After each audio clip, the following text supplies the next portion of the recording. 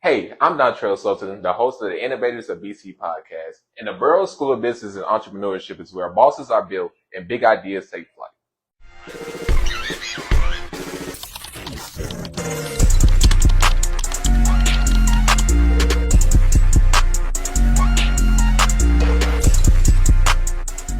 Welcome back to the Innovators of BC podcast powered by the Best Innovation Lab. I'm your host, Dontrell Sultan, with our guest today, Miss Monelle Sherwood, and you're a senior business administration with a concentration in marketing.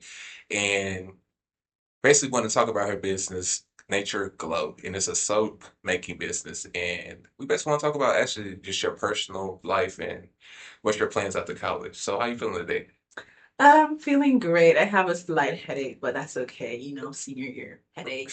From senior year headache? I Yeah. never heard that. You've never heard No. that? Where you coming from? I'm from Portland, Jamaica. So I grew up in the wooded part of Jamaica, up where the mountains are, like by the river, stuff like that. So I'm from the countryside as to what everyone say apparently. Would you say that the countryside in Jamaica is similar to the countryside, well, South Carolina? No, I don't think so. It's So way different. what's the difference? For one, we have a lot of river. Uh, And like we have a lot of woods, a lot of mountains, a lot of hill. Well, I haven't been to like I wouldn't say I haven't been, but I haven't been to what you could call the countryside of South Carolina, so I mm. can't really compare the both of them.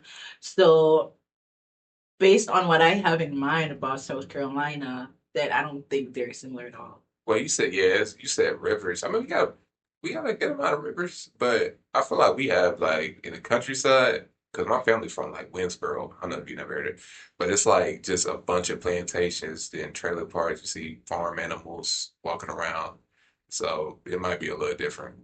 Okay. And what organizations are you part of on campus?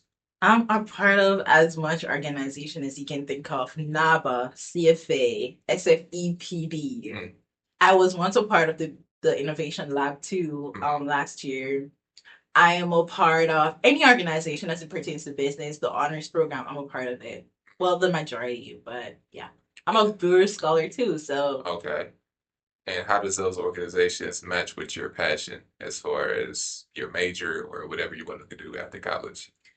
my major is in business administration and I concentrate in marketing. But all the organizations, they're all kind of different. So you have NAVA, it centers around business students, like Mhm. giving students internships, teaching students about a different like professional fields that you can go into. It's centered around accounting, but right now you're trying to expand to like get as much other business students as they can apart from accounting.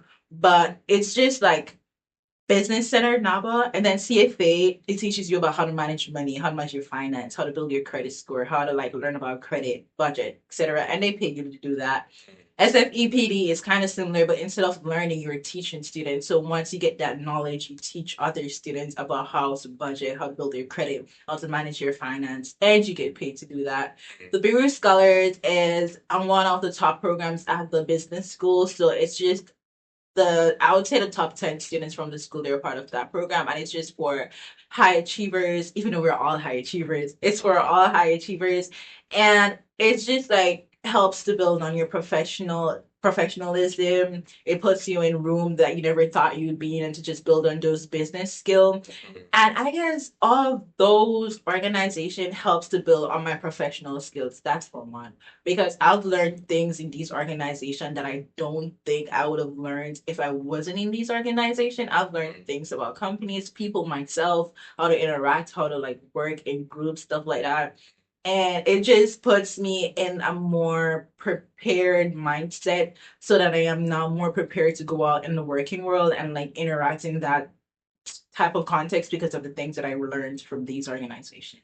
You know what's crazy? Coming to Benedict, it was such a negative stigma about like what Benedict offers, whether it's like the quality of the dorms or just the education or whatever. But like hearing you and then from my personal experience, like bro, Benedict gives you so many opportunities to grow professionally. So it's just dope. Like it's you will have a busy schedule, but it's to mold you for real. So that's great. And how?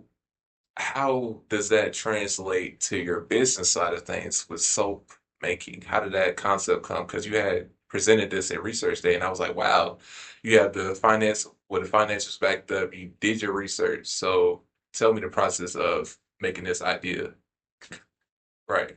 So I first had the idea to start a business a couple years ago because I'm not gonna lie, I was prompted to start a business because of a class that I had. We had to create an idea, and that idea became an actuality. So I came about with that idea because growing up, my mom, she would use different herbs and stuff to like make products like soaps and perfumes and stuff like that. So it's just something that I already knew about and knew of. Mm, And I used that knowledge that I had to create this business because it's something that I've always wanted to do. I'm a creative person. I make like a lot of arts and crafts. I do like knitted blankets and stuff. So I just fell into that hole because that's something that I've been doing. That's something that I've been seeing being done by my parents. So I just revert back to doing that.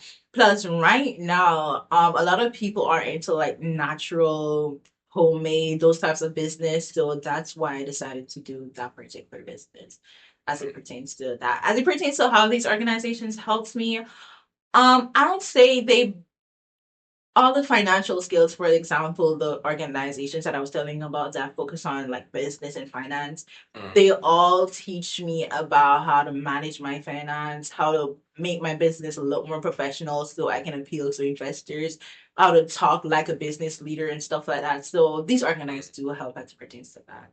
And will your plan be implementing this after college, or do you have any future career plans different? I will be implementing it after college, but it will be more of not my main source of income because right now just building on the business. I'm using the money that the business have to just build on what's already there. So it's not like I'm withdrawing money for myself or anything. The business is just operating itself, but I am also gonna be working on the side as Mm. So tell me about your niche. Like, obviously, it's organic, right? It's organic, but from my knowledge, I see organic. I just see a price increase. So I'm well. like, so I'm like, why would a customer want this? And what separates you from other organic soap companies? I mean, it is a little more pricey. I'm not gonna lie, it is a little more pricey because it's premium stuff. Is coming. Some of the essential that oils that we have is coming directly from Jamaica, so of course it's gonna be more expensive.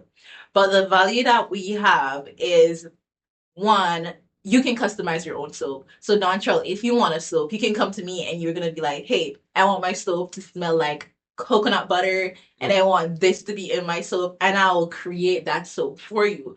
So it has a personal touch to it. It's not, oh, I'm just gonna make the soap and give it to you just like every other business that's out there. You're coming to me and you're telling me what you want in your soap and I'm gonna make it for you.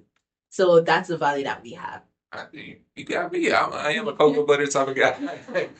Okay, that's great. So, how do you plan on marketing? Do you have any cool content ideas, or if you're going a different route in marketing? So I'm just gonna go the generic route. I'm gonna have, for example, if I have a customer, I'm gonna have them post like a video on social media talking about the benefits of the product.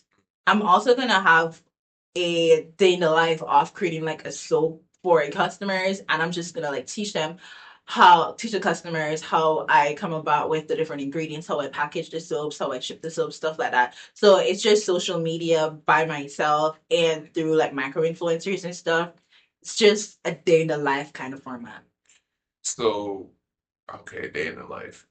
So, what about anything innovative besides basically the customization piece? Do you have anything that you plan for expansion wise? Expansion wise, I say I'm as it pertains to innovative, I want to say it's innovative.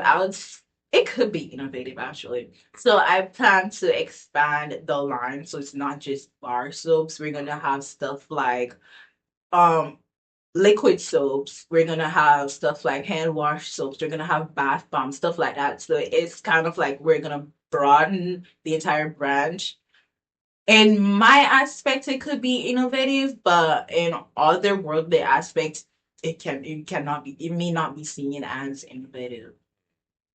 And to go back to seems like you want there's a marketing piece, you want your customers to give a reaction and maybe post it to your social media platform. Okay, so say if my reaction does numbers for your business, would I get a cut out of that? Like, Okay, so if you're a customer and you're just doing it just to do it to help the business, then more than likely not. uh, But if you're a micro influencer that I reached out to and I'm like, hey, can you get the soap and advertise it to me? And like, if I have like certain amount of customers, you get this percentage. It's not a percentage. I'm a small, tiny, tiny company. I I got don't you. have the shares to give, but I can give you more soaps if you want. Free? Yeah, free. Oh, I okay, mean, all as right. long as you're bringing them the customers, then Okay, I'm not mad at that. That's fire. And what is your customer per se looks like as far as where you get your most of your revenue from? the majority of my revenue, I'd say currently it's more off. I'm not gonna say the age range, but more of like mature adults who are like working, who have Okay. their money, who have the money to do like basically throw away essential stuff. Well, not essential stuff, but like money that they have left over that they know they can use to purchase these soaps and stuff. So Mhm. mature stories. And as far as a culture standpoint, what do you plan on pushing for your brand, like your brand image, like like like for the culture? Like, do you be like, well, this soap gives you tons of compliments, it make you feel good, it makes you express your personality. So, what type of culture are you pushing for your brand? So I'm pushing a form of authenticity because you can say what you want your soap to look like, smell like, feel like, be like. Mhm, It's pushing you to just be yourself through your soap.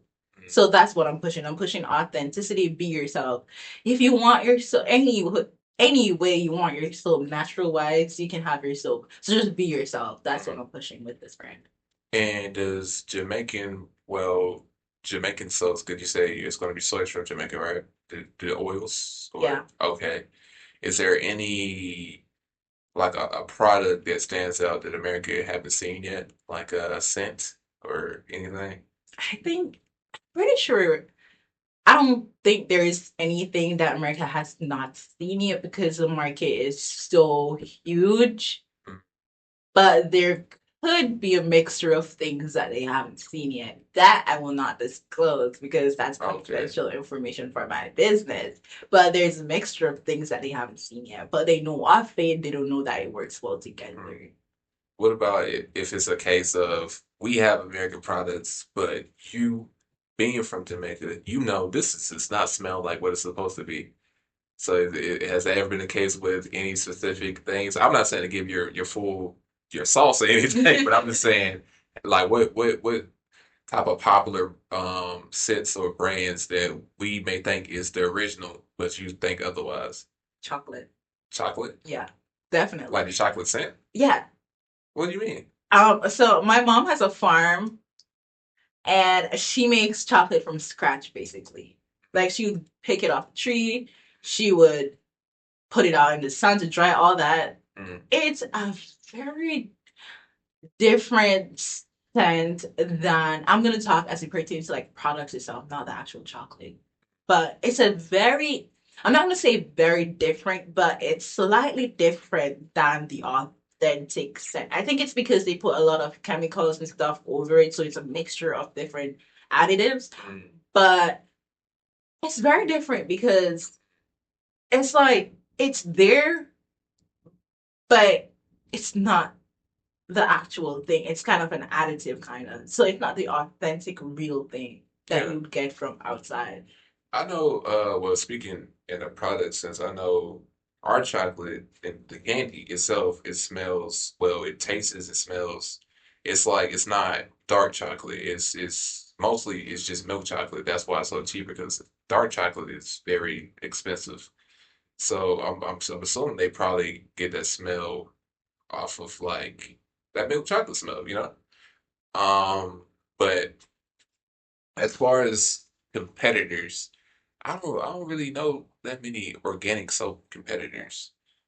But do you see yourself being influenced by different popular brands, or is it something that you said your mom with the chocolate with okay. Is it where the influence is coming from as far as your business? Like, how do I create my products so I came up No, with? yeah, like I'm saying, what influences you as far as a business standpoint? Like what businesses influences your business ideas and your products in your sense? Like, do you have any influencers? My parents, definitely my mom. It's not, I don't allow myself to be influenced by competitors. I try not to be influenced by competitors, but if they are doing something that's innovative, that's making a lot of revenue, then I might want to look at that and see how I can spin it for my own business, but I don't really look at competitors and try to replicate what they're doing. I use things that I've already done, things that I've already seen that has actual benefits, and I tailor that to my business. And I have a very creative mind. I have a very innovative mind. So I would say I have the ability to innovate my own products at my own expense instead of like waiting on other companies to do it for me, and then I just piggyback off what they have. And obviously, some of you got the experience with marketing, with the marketing piece, and you're saying you're creative. So what has been the most creative piece of work that you did that you would say that you are credible for pursuing this business and the marketing standpoint? What? Like in my professional life or Yeah, in the it business? can just be anything. Creative? I'm gonna go with the first creative thing I've ever done. I wrote a book in like my ninth grade. Mm, It was a mystery type book where these group of kids got locked in this abandoned house and they realized that they had to go through a series of games in order to exit the house. So that was the first creative thing that I've ever done. I also have a lot of creative dreams. Like I have dreams that are literal fantasy, flying and stuff. So I have a dream. I go to my bed. I have great dreams. I have very creative dreams. So those are like some of the things that I used to draw on to be creative. I do a lot of writing, a lot of story writing, and I write a lot of fantasy books.